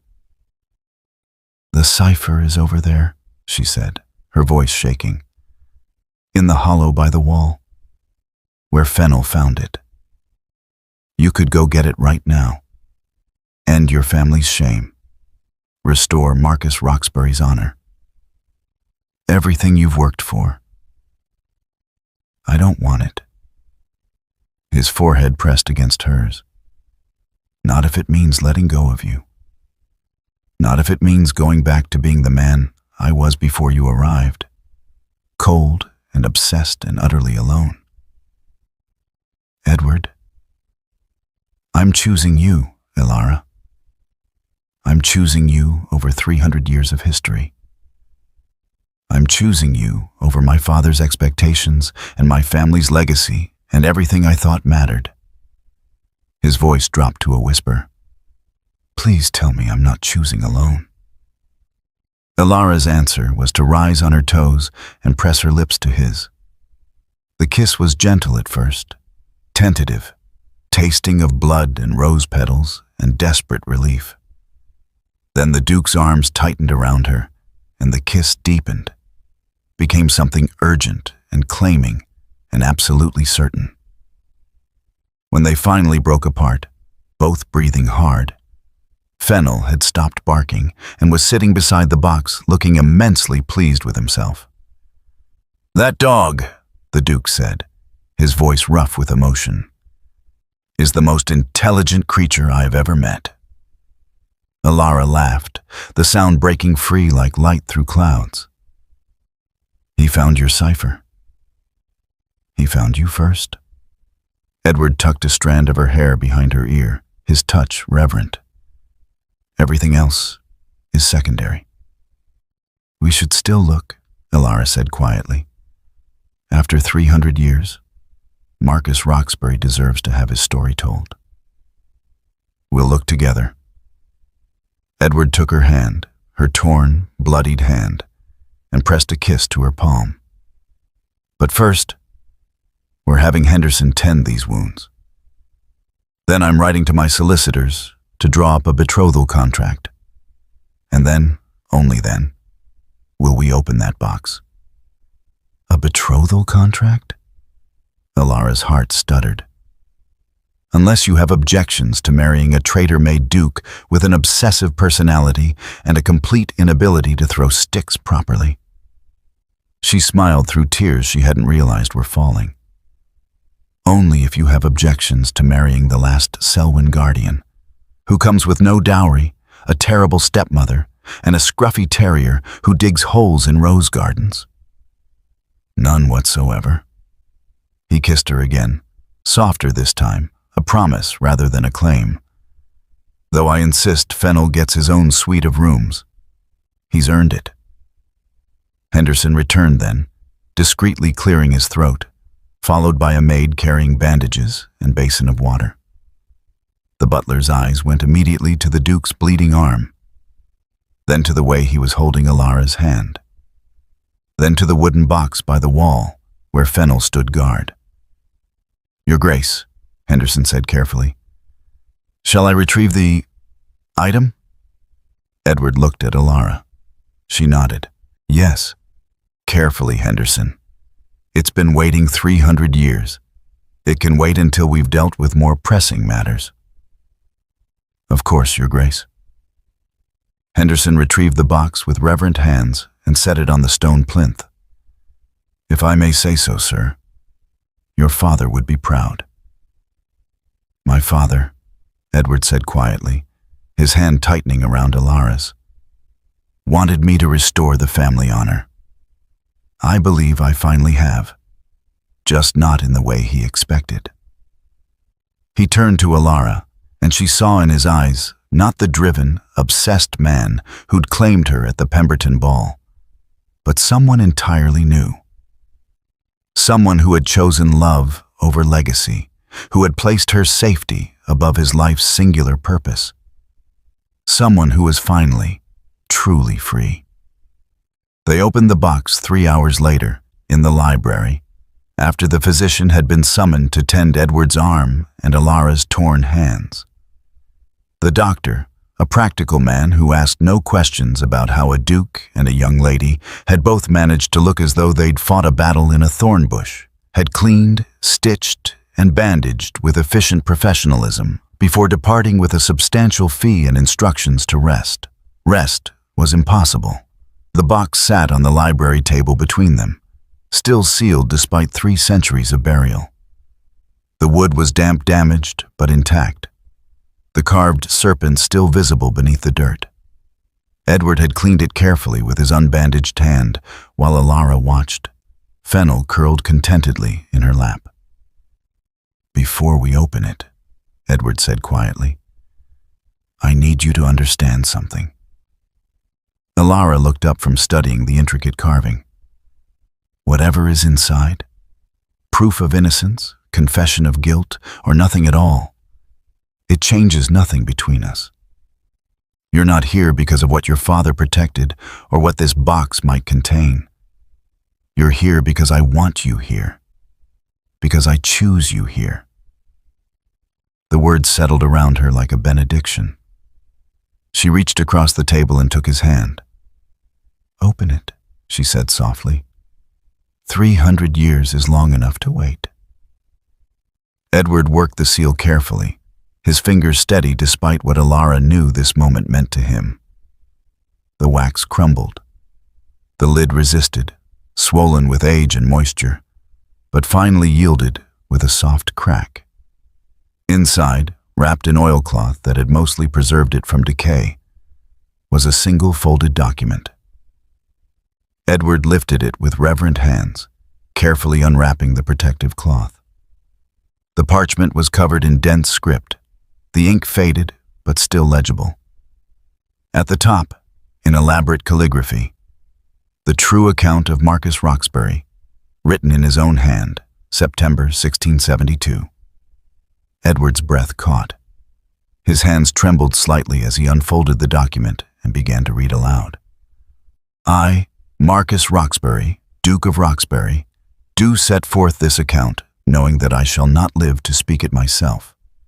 The charges brought against me are false, manufactured by men who fear the reforms I propose to Parliament. I have been accused of corresponding with Catholic conspirators, but the letters presented as evidence are forgeries, created by Lord William Ashford to discredit my efforts to limit the power of the peerage over common freeholders. Edward's voice was steady, but Elara saw the emotion flickering across his face as he continued. I have compiled proof of Ashford's deception. Copies of his actual correspondence, witness statements from the forger he employed, financial records showing payments made for my destruction. This evidence I entrust to my dearest friend, Sir Edmund Selwyn, who has sworn to guard it until such time as a Roxbury with courage enough to challenge the established order emerges. Let this cipher prove not just my innocence, but the corruption that condemned me. The document continued with specifics, names, dates, details of the conspiracy that had destroyed Marcus Roxbury. At the bottom, his signature, bold and defiant even in the face of death. And beneath it, in different ink, a note from Edmund Selwyn. I have kept faith with Marcus Roxbury. I have preserved this truth, though it cost me title and fortune. May a future Roxbury prove worthy of his ancestors' sacrifice. And may the Selwyn line remain faithful guardians until that day arrives. E.S. 1674. Edward set the document down carefully, his hand still trembling. For a long moment, he said nothing, simply stared at the proof his family had sought for 3 centuries. He was innocent, he finally whispered. Marcus was innocent, and Edmund Selwyn preserved the proof despite losing everything. Your family's honor is restored, Elara said softly. No. Edward looked up at her, his eyes bright. Marcus's honor is restored. My family? He paused, choosing his words carefully. My family built wealth and power on the foundation of his death. We took the title, the estates, the privileges that should have gone to his children. We lived in luxury for 300 years while his name rotted, and the Selwyn line that defended him was reduced to poverty. He stood abruptly, pacing to the window. The cipher doesn't absolve the Roxbury line, Elara. It condemns us. We should have fought harder, searched longer, risked more to clear his name. Instead, we accepted the benefits of his execution and called ourselves cursed. Elara set Fennel down and crossed to him, placing her bandaged hand on his arm. Edmund Selwyn didn't preserve this out of bitterness. He preserved it out of love and loyalty, the same qualities you've shown in your search. The same qualities that made you choose to protect me, rather than secure the cipher when Carver attacked. Edward turned to her, his expression raw. I spent my entire life believing honor was about restoring the past, but you've taught me it's about choosing rightly in the present. He took both her hands in his, careful of her injuries. Marcus Roxbury was wrongly condemned, but the greater wrong would be for me to honor his memory while treating you as merely a means to an end. You've never... I brought you here because of a dog, Edward interrupted, his voice thick with self-recrimination. I claimed you under an ancient covenant, trapped you in this house, made you feel like a prisoner. I was so obsessed with vindicating a man 300 years dead that I nearly sacrificed the living woman in front of me. But you didn't. Elara squeezed his hands. When it mattered, when the choice was between the cipher and my safety, you chose me. That's the honor Marcus Roxbury would have recognized. Not the restoration of his name, but the willingness to put people before pride. Edward's eyes searched hers. I don't deserve you, Probably not, she said with a small smile. But I'm choosing you anyway. A traitor-made duke who throws sticks badly and reads ancient documents for entertainment and sees me as more than just the last Selwyn guardian. You're Elara. He said her name like a prayer. You're brilliant and brave, and you deciphered in days what my scholars couldn't manage in years. You're the woman who stood between an armed man and a scruffy terrier without hesitation. He paused, then dropped to one knee with formal deliberation. You're the woman I'm asking to be my duchess, my partner, my equal in all things. Not because of any covenant or guardian line or 300-year quest, but because I love you. The words hung in the library air, simple and devastating and absolutely true. Elara Selwyn, will you marry me?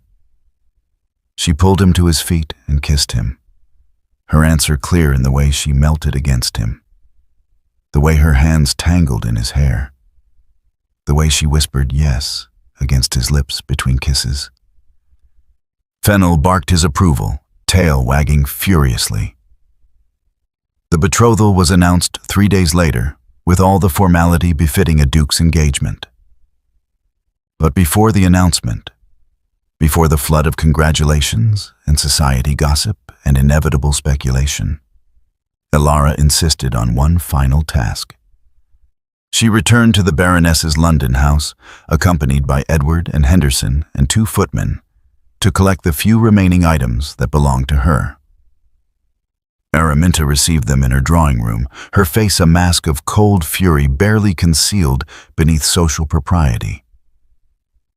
"Miss Selwyn," the Baroness said, not rising from her settee, "how kind of you to finally remember your family." "You're not my family," Elara said quietly.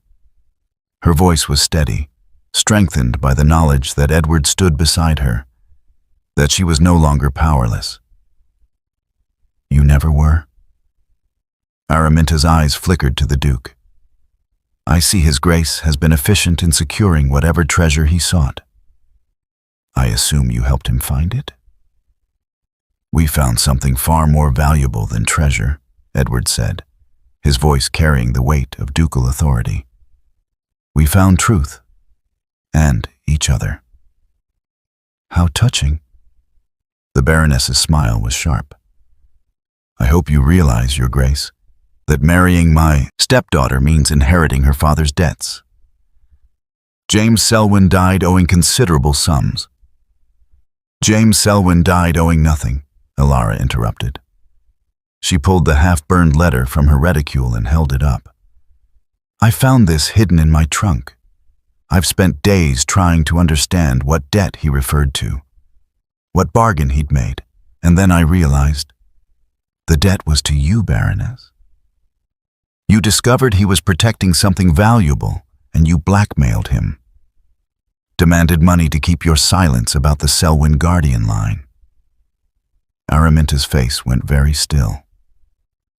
"My father didn't fail in his duty," Elara continued, her voice growing stronger. "He protected the cipher despite your attempts to extort him. He died rather than reveal its location. And now that protection has passed to me. But I'm not the powerless girl you humiliated at the Pemberton ball." "You're nothing but—" "She's my future duchess," Edward said coldly. "And if you complete that sentence, Baroness, I will ensure that every door in London society closes to you. Permanently." The Baroness stood abruptly, her composure finally cracking. "You think a title protects you? You think marriage to a traitor-made duke gives you power?" "No," Elara said softly. "I think choosing love over legacy, people over pride, and truth over 300 years of shame gives me power. I came here to tell you that I'm not afraid anymore. You can't hurt me. You can't control me. And you'll never touch my family again." She turned to Edward, taking his offered arm. "I believe we're finished here, Your Grace." They left the Baroness standing in her drawing room, her face mottled with fury, her final weapon, fear, rendered completely useless. Outside, in Edward's carriage, with Fennel curled between them, Elara finally allowed herself to breathe freely. "That was magnificently done," Edward murmured, pressing a kiss to her temple. "I learned from the best." She leaned into him, feeling the solid warmth of his presence, the certainty of his protection. "A very severe duke who taught me that some battles are worth fighting. And a very brave woman taught me that some treasures have nothing to do with ancient parchments." He pulled her closer. "Are you ready to face society as my betrothed?" "I'm ready to face anything," Elara said, "as long as I have you and Fennel." The terrier's tail thumped agreement. They returned to Roxbury Hall as the sun set, bathing the gray stone in golden light. It no longer looked like a fortress to Elara, but like home, a place where ancient honor had been restored, where love had triumphed over obsession, and where a scruffy guardian dog would live in pampered luxury for the rest of his days. The cipher would be presented to Parliament the following month. Marcus Roxbury's name formally cleared, his descendants finally vindicated. But the true legacy, Elara knew, wasn't written on 300-year-old parchment. It was written in the way Edward looked at her, in the home they would build together, in the choice to value people over pride, love over legacy, in the faithful guardian who had led them both out of isolation and into light. My lovely family, you stayed until the end of Elara and Edward's story. You're my people. You're the ones who believe in second chances, in love that heals, in courage that transforms. But I need to be honest with you. I poured days into researching Regency customs, crafting every scene, voicing every emotion so you could escape into this world for free. The only thing I ask in return is this. If this story moved you, if you smiled when Fennel found the cipher, if you felt your heart race when Edward chose Elara over his life's obsession, don't let this be the last story you hear. Subscribe so you never miss the next tale. Share this with someone who needs to remember that they're worthy of being chosen. And comment below telling me, what would you have done if you found that burned letter? Your words fuel my creativity. Thank you for being here. Until our next story, remember, you deserve a love that chooses you first. At the end of this video, you'll see a suggestion for another powerful story from our channel.